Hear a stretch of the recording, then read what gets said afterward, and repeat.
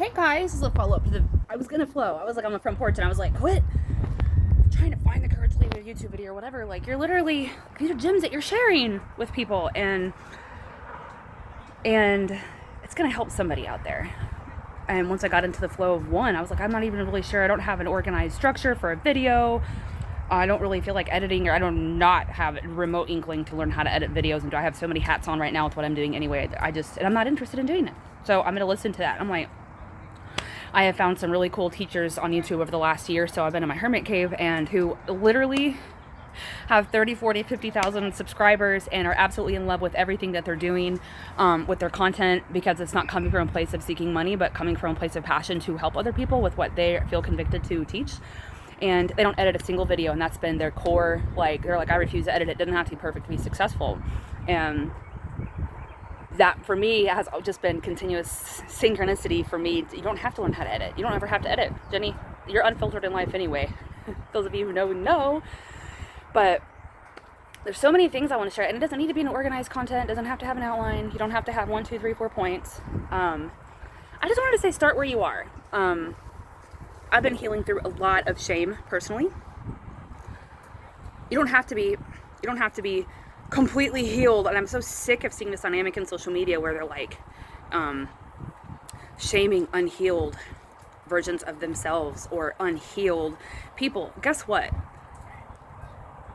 We're going to go through however long your timeline in life is. Nobody knows. We all have a soul contract. Like, our higher self knows. Some of us have a soul contract to come for 3 months, for 3 years, for 13 years, for 30 years, for 103 years. We don't know.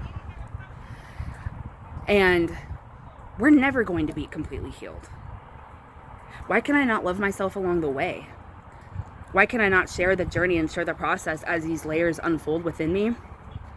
And this, for me, I feel like 3 years ago, I was at the pinnacle of the most beautiful success at that point yet in my life. I had experienced, I had gone through like an 80-pound weight loss. I was lean as fuck in the gym. I looked awesome.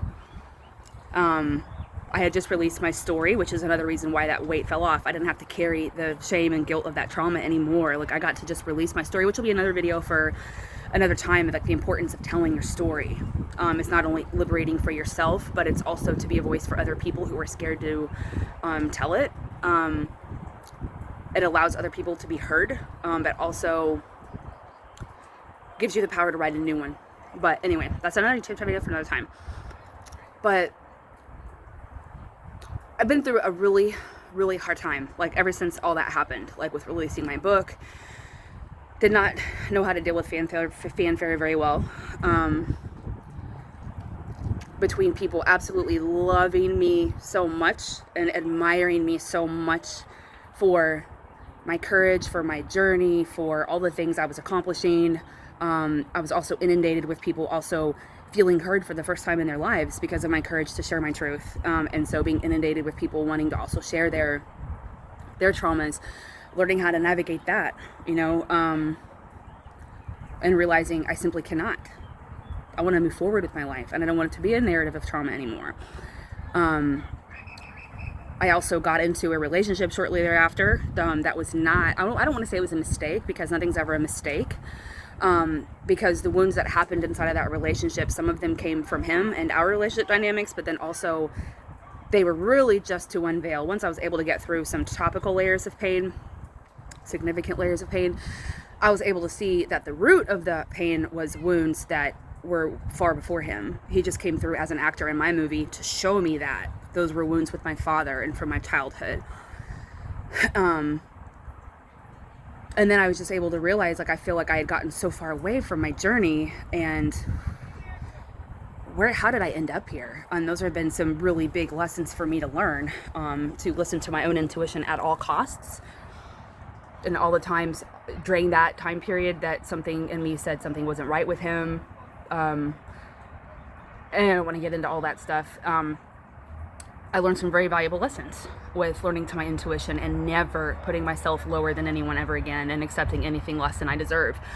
But now I want to be back on my journey, and I have the power to choose how I want that to look and feel, and where and who and everything else. And I'm like, oh my God, I'm so scared to be seen in the public eye. I looked freaking amazing 3 years ago, and I've put on like 25 pounds. Haven't even had a haircut in a year. I've got, 10 inches of grays in my hair. I don't feel confident. I don't feel the fullness of like where I used to be. And having the humility to acknowledge, I was also trying for a while to go back to that version of myself at different parts of my journey, saying, I miss this version of me. I'm going to go back and look for it. And I couldn't find her. Knew I was trying to unfold. I have new parts of myself I've never met. I can look back and relish those parts of me that came out at different times in my journey, but that part of me came out because of specific places I was in or different things I was living through, the soul lessons I was learning at that time, and I can't go back. And it's not to say I didn't lose her. Like, I integrated that part of her into me, into my wholeness. But what about looking forward to all the beautiful things that are ahead and all those, like, the best is yet to come, not mourning the fact that the best is over with. The best is yet to come. It is just on the brink of unfolding. It's unfolding right now. Whether I can see it or not, I know it. Everything is being aligned for my highest and best favor. And I just wanted to say, I got called to do an interview on Tuesday out of the blue. This girl was like, hey, do you want to do an interview for your book? It's on a Spanish podcast. This guy works for the TV station. And I freaked out. I can't be on freaking camera. I've put on like 30 pounds. I'm not like in my full vibe. I don't want to talk about my book. I don't want to talk about trauma. It's all old. I take the lessons with me and the wisdom, and I can apply them and I can give them. And I am going to be talking about some of the stuff on my channel, talking about how having unhealed trauma impacts manifestation, because I'm seeing this a whole lot in the manifestation community. It's a huge hot topic right now, and the power of telling your story, why it's important, the consequence of doing it, because there's a lot of shit that's happened that I have not shared with anyone. Trying to reinvent with my mother, that was a part of things that just really deeply wounded me in the past year. The greatest fears that I had about sharing my story, every single one of them they happened. All my greatest fears. What did that have to mean? What did it have to mean about myself? I can choose what it means about me. I choose those beliefs. It's up to me to walk in my worth. I can't depend on things in life or other people's opinions about me or my life or anything in it for me to choose how to feel about myself and my life. That's putting the power in other people's hands to determine what my level of self-worth is and how I'm allowed to carry myself in my world. But I just wanted to say, we don't have to wait for certain things. I was like, oh my God, I'm not even going to show my face to anyone again on my YouTube channel or my travels, or no matter how cool shit I'm doing in Bali or Colombia or wherever I'm about to be. Let me bodybuild for a year first, and then on my 40th, I'll make a post and I'll actually feel confident again. But I'm like, that's bullshit. I deserve to walk in my power today. I deserve to share my voice today. And, why even start working out again when I'd reach a certain level, and 30 pounds later, I feel like such a freaking failure and all this stuff? Bullshit. And I allow myself to feel these things so that I can love myself through them. I don't have to be perfect to start. And I say the same thing to you. You don't have to lose weight to start going to the gym. You can fall in love with yourself now. I don't think, and me being honest, I used to weigh 240 pounds. And I got down to 160 3 years ago with my bodybuilding journey. And I can tell you that at every point in my journey, whether it's been at 240, dropping down to 200, going back to 220, all of a sudden, being back to 200, and then at my lowest in my adult life since high school, it was 160. At no point during any of those versions of myself have I been just completely, radically in love with myself and free of guilt and shame embedded in my being for so many things. Why don't I work on that?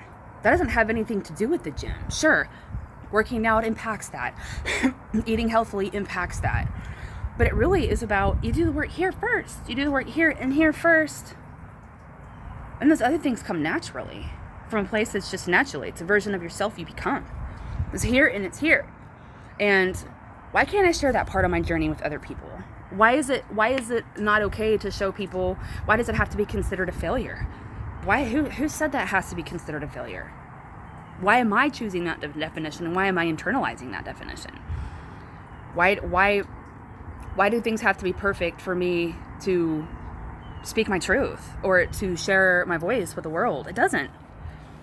And so And the same thing goes for you, no matter what journey that you're on. You know, why do you have to wait to share your truth until you feel like you're camera worthy? Who even says? I haven't shaved my armpits. I quit shaving completely like 2 months ago. Everything. I have a 70s porn star bush poking out of my sexy lacy panties. And guess what? I'm learning to love it. And I enjoy exploring that buried treasure. Me. I'm celibate by choice. Why is that gross? Why is that gross? Why do I have to accept the definition that is gross? I'm not here to meet someone else's standard of fuckability. I'm here to figure out how I feel best in my own skin. Why does it have to look perfect before I share with people? Why does it have to look like anybody else's? And a lot of our internalized shame also comes from comparing ourselves to other people. And we can blame social media, but you can't, like I said in my last video, go watch it. If you feel powerless and you're feeling shame about things, why, like, you're giving your power away if you choose to feel a certain way. Why does my journey have to look like X, Y, and Z's? You know, if it's up to me to cultivate my own belief systems, and it's up to me to cultivate and decide what things mean about me or not, it's up to me to know what my dreams and goals are. It's up to me to listen to my own inner voice and my own intuition. This actually sparks another good point for another YouTube video, is why people are really scared of change subconsciously. I can tell you, I think I just got an Etsy sale. Etsy sale. Oh, my summer shop. But it's up to me to know me. It's up to me to listen to my own heart and get to know my own self, so that I can discover my own journey, so that I can unveil my own heart's desires and learn what my boundaries are for what feels good and what not. No one else determines that for me. Those are things about my own self, and I'm like a fingerprint. There's nobody else like me in this world. It's up to me to set aside a daily routine, a morning routine, or whatever works best for me, to have sacred time that nobody else is allowed to touch. It's up to me to put boundaries around that time, for me to have that sacred time, for me to learn those things about myself, for me to face my own fears. It's up for me to understand what my fears are, about what and why. And we fill our lives with so many things and so much noise and so many distractions, and we get mad with other people that we're not where we wish we were, or, you know, things aren't happening because we're so full of noise. But I just wanted to say, you don't have to be perfect to start. Start your YouTube channel. Literally, if you have a smartphone, doesn't matter where you got it, the government paid for it, if it was a gift, if you stole it, if it's black market bullshit, it doesn't matter. You got a smartphone, and you can go connect to McDonald's free Wi-Fi or some kind of free Wi-Fi somewhere if you do not have access to resources, really. Start a YouTube channel. It costs nothing. The world needs your story. It doesn't matter where you came from. It doesn't matter how boring you think you are. You are a whole university. You are a whole university of wisdom, a knowledge about something. You have something very important to say to the world, and someone else needs your story. You literally could start your own. It costs nothing to start a YouTube channel. Just a smartphone or some kind of device. That's one way. Your voice. And for some reason, for whatever reason, if you don't have that, like I said in my last video, if you feel powerless, you have this. But you don't have to wait for things to be perfect to start. You know, you don't. Start. Even if it's just by means of imagination and you're scared to think about it. And I'm gonna start a new video and talk about why people are really, really scared to go for it.